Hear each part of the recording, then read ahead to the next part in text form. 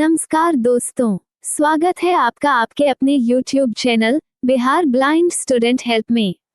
दोस्तों, आज के होम साइंस एपिसोड में व्यवहारिक भाग का अध्याय 4 जिसका नाम है प्राथमिक उपचार पार्ट 1 को सुनेंगे। प्यारे दोस्तों, इस वीडियो में बताए गए सभी जानकारी एवं तथ्यों को ध्यान से सुनें। अगर हो सके तो उन्हें नोट भी कर सकते हैं ताकि परीक्षा के समय आपके सामने प्रश्नों का पर्याप्त संग्रह हो जाएंगे, जिससे आपको रिवीजन करने में मददगार साबित होगा।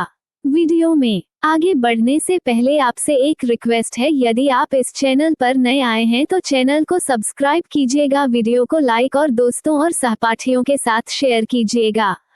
अपनी कीमती राय कमेंट में जरूर लिखिएगा। आगे इस चैनल पर किस तरह का कंटेंट देखना पसंद करेंगे, क्योंकि इस चैनल पर इसी तरह के से इन्फॉर्मेटिव हेल्पफुल वीडियो लाया जाएगा आने वाले समय में और भी यूनिक होने वाला है, इसलिए आप इस चैनल से जुड़े रहें। आइए दोस्तों, सुनते हैं मीनाक्षी मैम से। Class 10th home science physiology की बुक का प्रैक्टिकल पार्ट का 4th चैप्टर प्राथमिक उपचार। प्रायः घर या घर के बाहर, सड़क पर या खेलकूद के मैदान में या लड़ाई जैसे संकट काल में लोग अकस्मात घायल होकर लाचार हो जाते हैं और ऐसा भी होता है कि तुरंत डॉक्टर ही नहीं मिलता। ऐसी अवस्था में दुर्घटनाग्रस्त व्यक्ति को साधारण प्रशिक्षित व्यक्ति द्वारा तत्काल एवं अल्पकालिक रक्षा के लिए जो उपाय किए जाते हैं उसे प्राथमिक उपचार यानी फर्स्ट एड कहते हैं। पॉइंट है, प्राथमिक उपचार की उपयोगिता। साधारणतः देहातों में डॉक्टर के पास पहुंचने के पहले दुर्घटनाग्रस्त व्यक्ति की हालत ऐसी खराब हो जाती है कि डॉक्टर भी चिकित्सा करने में सफल नहीं हो पाता। प्राथमिक उपचार का यथोचित ज्ञान न रहने के कारण प्रायः लोग ऐसे काम पर बैठते हैं कि दुर्घटनाग्रस्त व्यक्ति की तकलीफ और बढ़ जाती है, अक्सर उसकी मृत्यु भी हो सकती है। अतः प्रत्येक व्यक्ति को साधारण प्राथमिक उपचार का कम से कम इतना ज्ञान अवश्य होना चाहिए कि डॉक्टर के आने तक दुर्घटनाग्रस्त व्यक्ति को वह यथासाध्य अच्छी अवस्था में रख सके। अगला पॉइंट है, दुर्घटना और उसके कारण। दुर्घटना के कारणों की यदि सूची बनाई जाए तो एक बड़ी लंबी सूची तैयार हो जाएगी, लेकिन विचार करने पर स्पष्ट हो जाता है कि दुर्घटना के कारणों में सबसे प्रमुख लापरवाही, केयरलेसनेस ही है। फिर भी सावधानी बरतने पर भी प्रायः ऐसे कारणों से जिन पर हमारा कोई अधिकार नहीं है, घर में या घर के बाहर कुछ दुर्घटनाएं हो ही जाती हैं।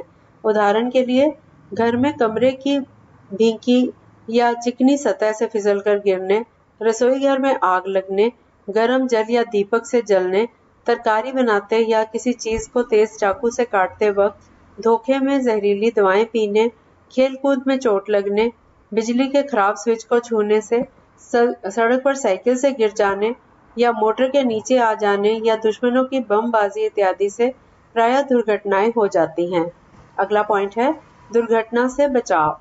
दुर्भाग्यवश ना ऐसा कोई जंतर मंतर है, ना ही कोई ऐसी दवा है जिससे दुर्घटनाएं रोकी जा सके। हाँ, ऐसे कुछ सामान्य तरीके अवश्य हैं जिनके प्रतिपालन से दुर्घटनाएं न्यूनतम हो सकती हैं या इनके प्रभाव को कम किया जा सकता है। इनमें सावधानी और सतर्कता प्रमुख है। यथास्थान हम इन पर विचार करेंगे। अगला पॉइंट है, प्राथमिक उपचार के उद्देश्य। प्राथमिक उपचार का उद्देश्य है दुर्घटनाग्रस्त व्यक्ति को तत्काल प्राथमिक उपचार कराना तथा उसकी स्थिति को और अधिक बिगड़ने से तब तक रोक रखना जब तक कि उसे कोई सुयोग्य डॉक्टर की सेवा उपलब्ध न हो जाए। ध्यान रहे, इसका उद्देश्य डॉक्टर की जगह लेना नहीं है। प्रत्येक भारी दुर्घटना में डॉक्टर की सेवा अपरिहार्य है। दुर्घटनाग्रस्त व्यक्ति को तुरंत तात्कालिक उपचार की सुविधा मिलनी चाहिए, अन्यथा डॉक्टर के आने के पहले ही उसकी मृत्यु हो सकती है। प्रत्येक व्यक्ति को इस बात का सामान्य ज्ञान रहना चाहिए कि यदि किसी के शरीर के अंग विशेष से अधिक परिमाण में खून बह जाता है तो तत्काल उसे कैसे रोका जाए, तत्काल उपचार कर जले हुए या डूबे हुए मनुष्य की जान कैसे बचाई जाए। अगला पॉइंट है, प्राथमिक सहायता क्षेत्र। प्राथमिक उपचार तत्कालीन उपचार है।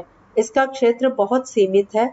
दुर्घटनाग्रस्त व्यक्ति का स्थायी उपचार इसकी सीमा क्षेत्र के बाहर है।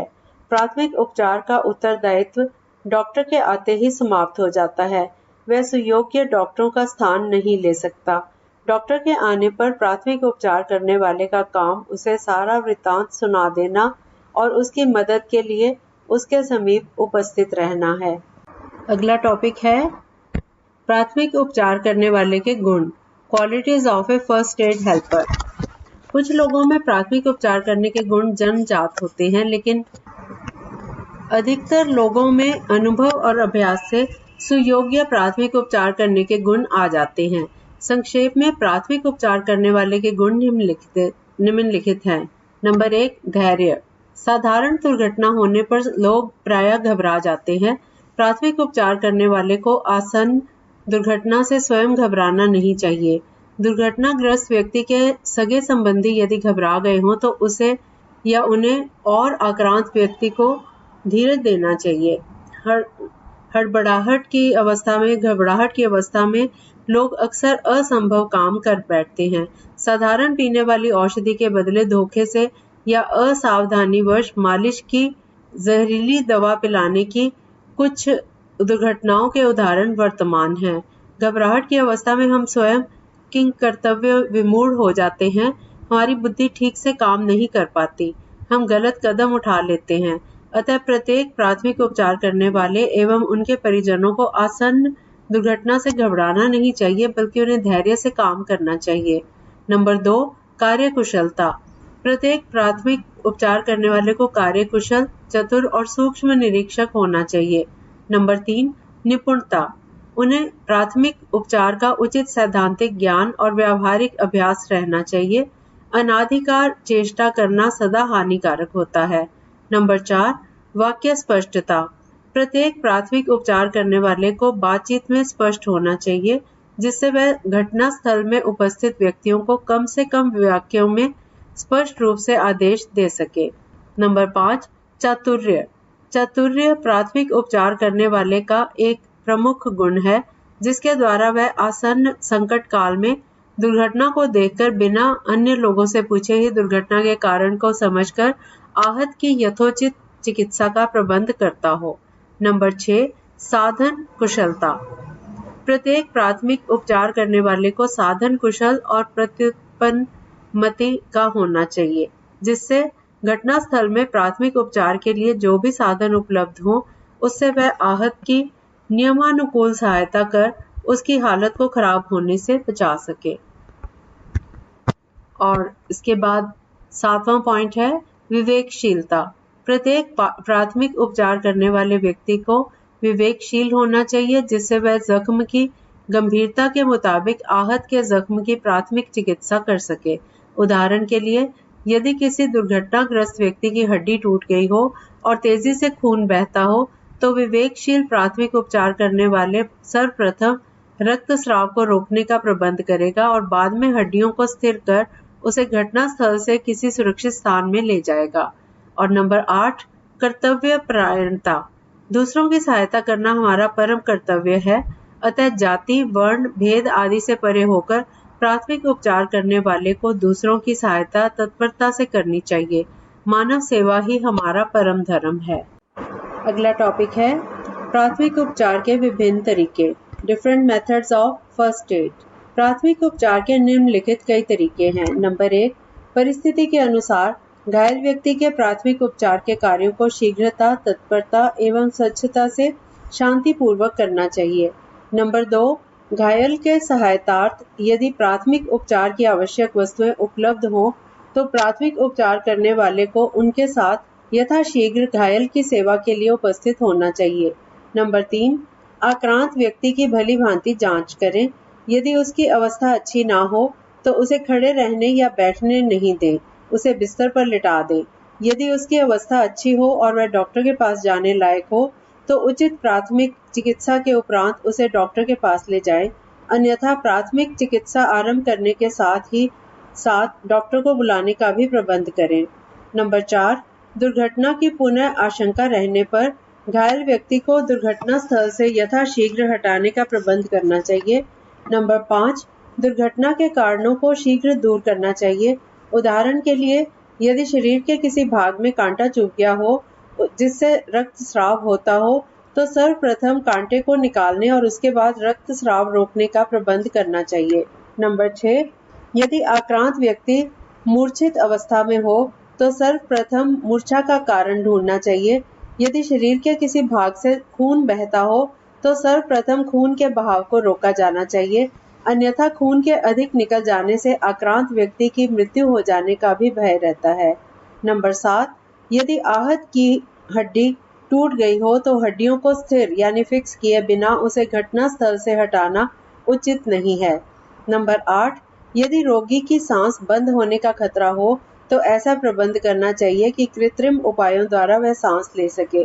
नंबर 9, यदि आक्रांत व्यक्ति को गहरा घाव लगा हो तो उस पर साफ कपड़े की पट्टी बांध दे, अन्यथा कटे हुए भाग से शरीर में कीटाणुओं के प्रवेश होने से घाव के जहरीला यानी सेप्टिक होने का भय रहता है। और अगला पॉइंट है नंबर 10, दुर्घटना के कारण प्रायः आक्रांत व्यक्ति घबरा जाता है और भय से कांपने लगता है। ऐसी अवस्था में उसे उत्साहित करते रहना चाहिए। यदि शीतकाल हो तो उसके शरीर को गर्म कपड़े से ढक देना उचित है। नंबर 11, प्रायः आक्रांत व्यक्ति को मूर्छित या अर्धमूर्छित अवस्था में लोग गर्म चाय या गर्म दूध पीने के लिए देते हैं। ऐसा करना अनुचित है। ऐसी अवस्था में किसी द्रव वस्तु के पीने से वह उसकी श्वास नली में चला जा सकता है, जिसके कारण दम घुटने से उसकी मृत्यु भी हो सकती है। पॉइंट नंबर 12, आकस्मिक घटना द्वारा उपस्थित संकटकालीन अवस्थाओं में प्राथमिक चिकित्सक को स्वयं धीरज रखना चाहिए तथा आक्रांत व्यक्ति की प्राथमिक चिकित्सा का प्रबंध यथाशीघ्र करना चाहिए।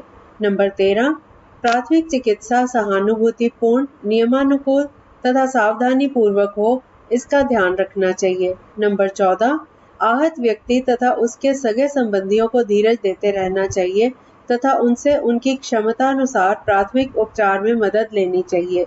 नंबर 15, आहत व्यक्ति की सेवा शुश्रूषा में हमेशा सहानुभूतिपूर्वक तत्पर रहना चाहिए। नंबर 16, डॉक्टर के आदेशानुसार आहत व्यक्ति को यथा समय दवा, पथ्य आदि अपने सामने तैयार करवा कर देना चाहिए। नंबर 17, शरीर की किस चरबट और किस हालत में रोगी को आराम मिलता है, दिन में कितनी बार उसे पखाना पेशाब होता है, उसकी सामान्य हालत कैसी रहती है, इन सब बातों का ब्यौरा रखना चाहिए। और नंबर 18, आहत व्यक्ति के कमरे, कपड़े लत्ते, बिछावन इत्यादि की सफाई पर तथा सुंदर प्रतिवेश बनाए रखने पर भी ध्यान देना चाहिए। पहला पॉइंट, डूबे हुए व्यक्ति का प्राथमिक उपचार, primary treatment of A drowning person. प्रायः पेट में जल के अधिक चले जाने से आदमी डूब जाता है और फेफड़े में नाक द्वारा जल के चले जाने से श्वास मार्ग अवरुद्ध हो जाता है, जिससे श्वास क्रिया बंद हो जाती है, लेकिन दिल धड़कता रहता है और धमनियों में प्रायः रक्त प्रवाहित होता रहता है। ऐसी अवस्था में यदि पानी से निकाले हुए व्यक्ति को सही तरीके से प्राथमिक उपचार हो तो उसके बच जाने की पूरी आशा रहती है। उपचार, डूबे हुए मनुष्य के पेट में प्रायः अधिक पानी समाया रहता है, अतः पानी से किनारों पर लाते समय उसे इस प्रकार लाएं कि उसका सिर, धड़ आदि पैर की अपेक्षा नीचा रहे, जिससे पेट का जल स्वतः मुंह द्वारा निकल जाए। अन्यथा पेट के बल उसे लिटा दें। पुनः उसके मुंह, नाक आदि में गई हुई मिट्टी तथा नाक के बलगम आदि को निकाल दें। फिर पीठ पर थोड़ी थोड़ी देर पर दोनों हाथों से दबाव दें। इससे भी पेट का जल निकलने में मदद मिलती है। यथासंभव उसके भीगे वस्त्र को उतारकर उसके शरीर को चादर, कंबल आदि से ढक दें ताकि उसका शरीर गर्म रहे।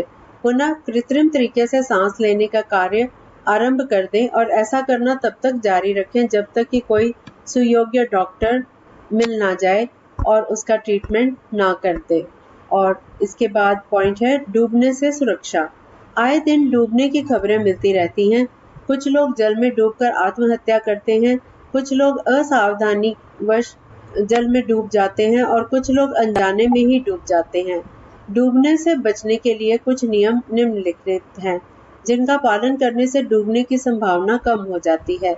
नंबर 1, प्रत्येक बालक और बालिका को लगभग जल भय मुक्त होना चाहिए, जिसके लिए कुशल तैराक निर्देशकों की देखरेख में बचपन से ही उन्हें तैरना सीखना चाहिए। नंबर 2, जो तैरना नहीं जानते हो उन्हें अधिक गहरे जल में या अनजाने घाट पर स्नान नहीं करना चाहिए।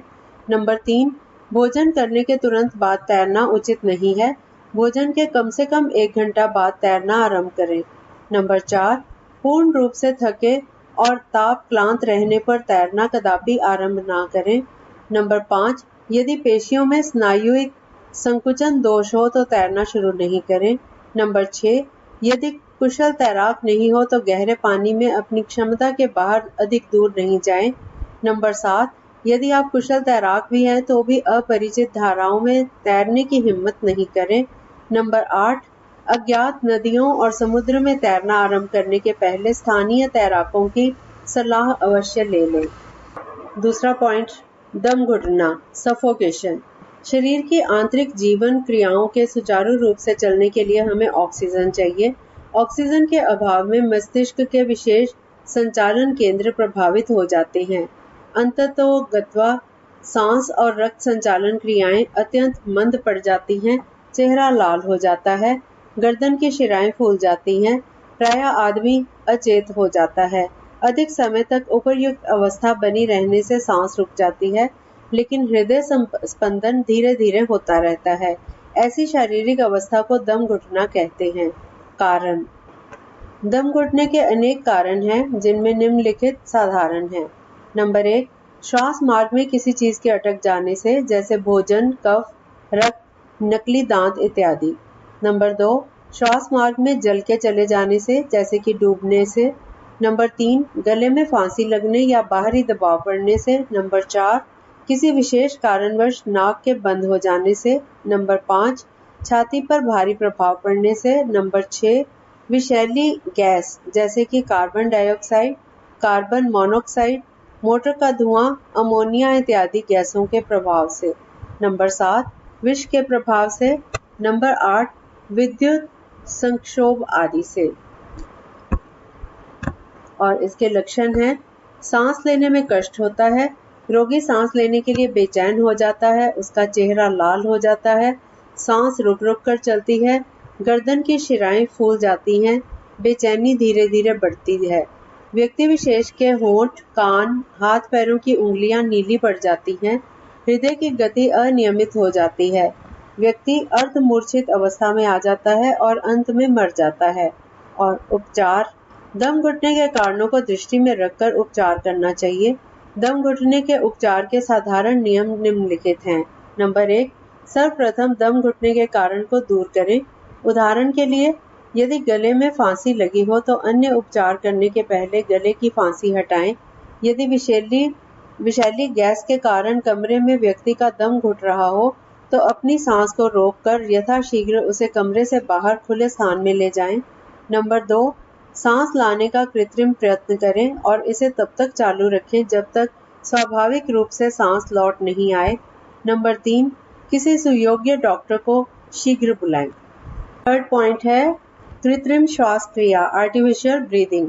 परिचय, प्रायः गले में फांसी लगने, जहरीली गैसों के सूंघने या जल में डूबने, सदमा लगने इत्यादि कारणों से सांस बंद हो जाती है। यदि किसी भी कारण सांस बंद हो गई हो तो निम्नलिखित तरीकों में किसी भी तरीके से कृत्रिम सांस लाने का प्रयत्न करना चाहिए और यह क्रिया तब तक जारी रखनी चाहिए जब तक डॉक्टर आकर यह ना कह दे कि आक्रांत व्यक्ति मर चुका है और पुनः जीवन लौटने की आशा नहीं। उद्देश्य, कृत्रिम श्वास क्रिया का मुख्य उद्देश्य वक्ष स्थल पर उसी रूप या क्रम से दबाव डालना है जिस रूप या क्रम से वक्षोदर मध्यस्थ पेशी या पसलियां दबाव डालती हैं, जिससे कि वायु स्वभावतः फेफड़ों में आवागमन करने लगे। कृत्रिम रूप से सांस लाने के कई तरीके हैं और ये हैं भी बहुत ही सहज, लेकिन इसमें सफल होने के लिए अभ्यास की जरूरत है। जिस प्रकार तैरते समय या साइकिल पर चढ़ने का वर्णन पढ़ लेने से कोई तैरना या साइकिल पर चढ़ना नहीं सीख जाता, उसी प्रकार कृत्रिम तरीके से सांस लेने की पद्धति का वर्णन पढ़ लेने से ही कोई व्यक्ति सफल उपचारक नहीं हो जाता। इसके लिए अभ्यास की जरूरत है। विधि, कृत्रिम रूप से सांस लाने की कई विधियां हैं, जिनमें सेफर विधि, सिल्वेस्टर विधि और अमेरिकन विधि अधिक प्रसिद्ध हैं।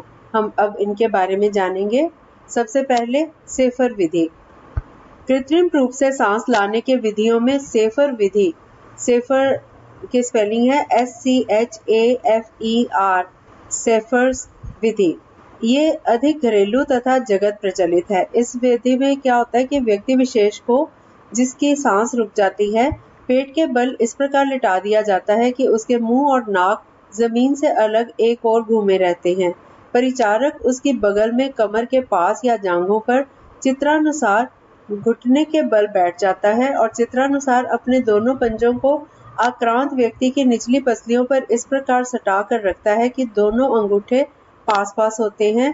दोनों पंजों की अन्य उंगलियां दोनों जो उसकी बगल हैं उनकी तरफ लटकती रहती हैं। अब 1 मिनट में 12 बार की रफ्तार से घुटनों पर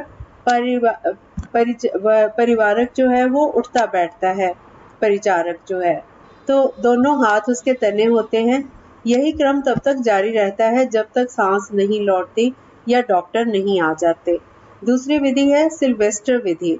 सिल्वेस्टर विधि में ऐसा होता है कि यदि व्यक्ति विशेष के शरीर का सामने वाला भाग जख्मी हो और उसे पेट के बल लिटाने में कठिनाई हो तो उसे पीठ के बल लिटाकर सिल्वेस्टर विधि से कृत्रिम रूप से सांस लाने का प्रयत्न करना चाहिए।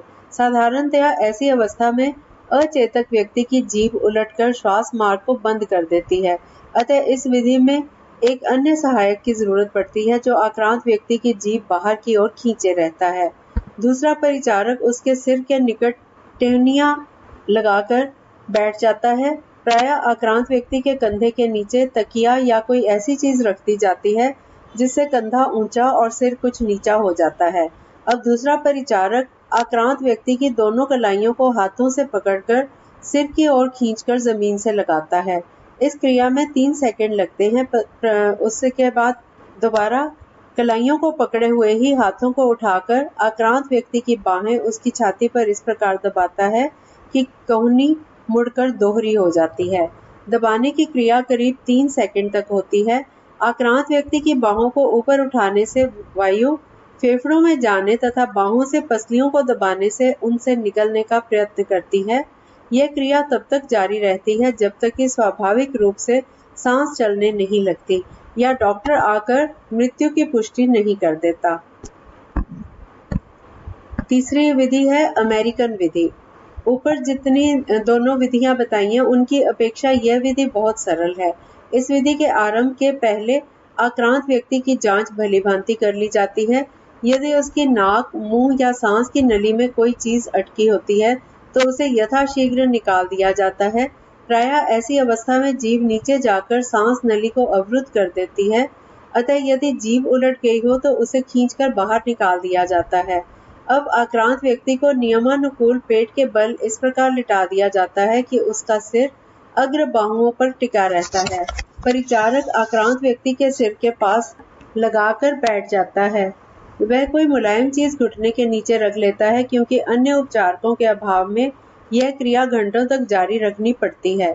चित्र में दिखाई गई हुई विधि से आक्रांत व्यक्ति की पीठ पर अपने दोनों पंजों को इस प्रकार रखता है कि दोनों अंगूठे पास पास होते हैं और पंजे नीचे की ओर गिरे रहते हैं। अब दूसरे चित्र की भांति घुटने पर उठकर हाथ को सीधा करते हुए आक्रांत व्यक्ति की पीठ को दबाना होता है। शरीर का भार पड़ने से फेफड़ों की हवा बाहर निकल जाती है। पुनः भार को कम करते हुए उपचारक अपनी पूर्व अवस्था में आ जाता है। इस क्रिया में वह आक्रांत व्यक्ति की कउनियों को सावधानी से चित्रानुसार उठाता जाता है। इस क्रिया से पसलियों में प्रसार होता है, उसकी समाई बढ़ जाती है और वायु फेफड़ों में खिंच आती है। उपर्युक्त 3 क्रियाओं की इस गति से पुनरावृत्ति होती है कि प्रत्येक मिनट में 12 से 15 बार फेफड़े दबते हैं या उन पर से दबाव हटता है। कुछ समय तक ऐसा करते रहने से प्रायः सांस लौट आती है। स्वाभाविक रूप से सांस लौट आने पर आक्रांत व्यक्ति की सांस की गति और क्रम के अनुसार कुछ समय तक कृत्रिम श्वास क्रिया जारी रखनी चाहिए।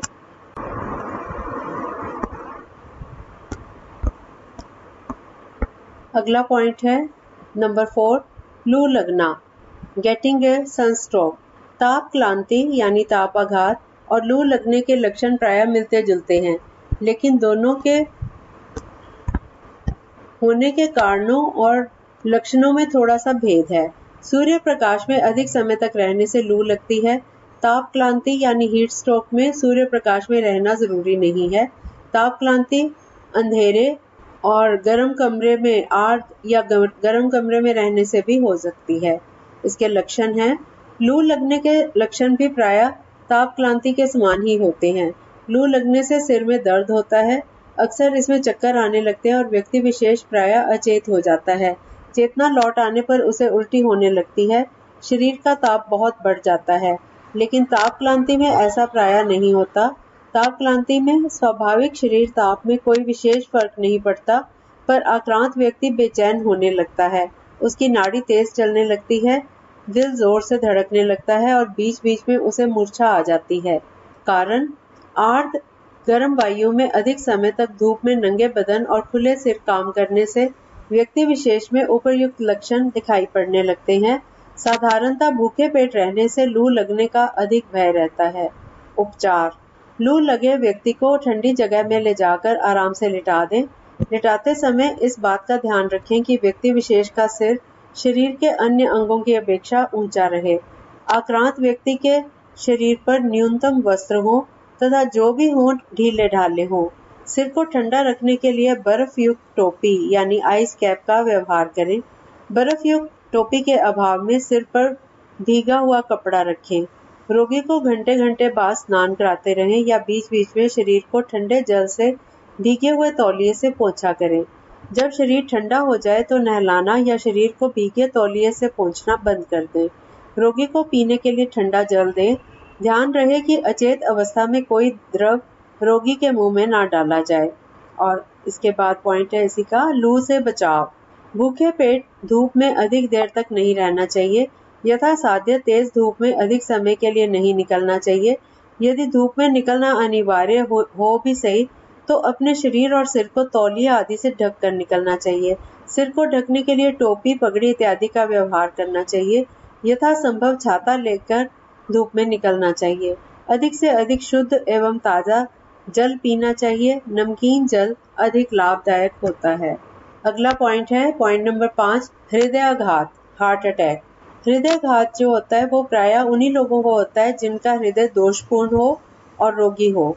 हृदय दोष के कारण यथोचित परिमाण में रक्त शरीर के विभिन्न अंगों में नहीं पहुंच पाता।